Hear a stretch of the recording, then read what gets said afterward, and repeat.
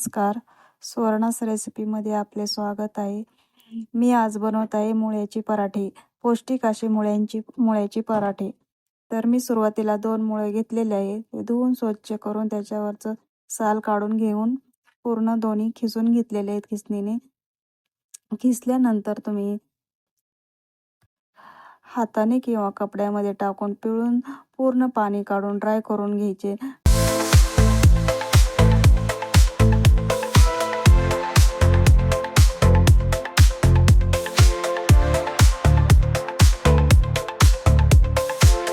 Dry केल्यानंतर त्याच्यामध्ये मसाले टाकण्यासाठी तुम्हाला आवडतील असे मसाले टाकून घेऊ शकतात.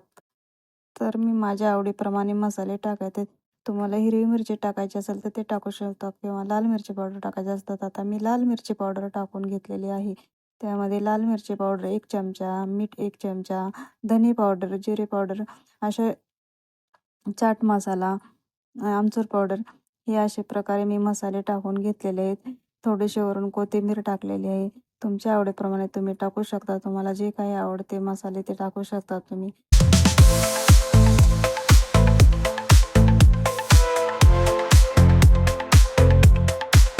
ते टाकल्यानंतर आपण जसे बटाट्याचे पराठे बनवते त्याप्रमाणे लाटून घेतलेले थोडे थोडे सारण घालून ते मी लाटून घेतलेले आहेत. लाटल्यानंतर थोडेसे खरपूस असे भाजून घेऊन पूर्ण पराठे मी तयार केलेले आहेत. तर अशाच प्रकारे मी मुळ्याचे पराठे बनवले. तर मुळा खाल्ल्यानंतर मुळ्याचे भरपूर काही असे फायदे असल्यामुळे आपण मुळा हा खाल्लाच पाहिजे. शरीरासाठी पौष्टिक आहे हा मुळा. मुळे खाण्याचे फायदे भरपूर आहेत. त्यामुळे तुमच्या रोगप्रतिकार शक्ती वाढण्यास मदत होते.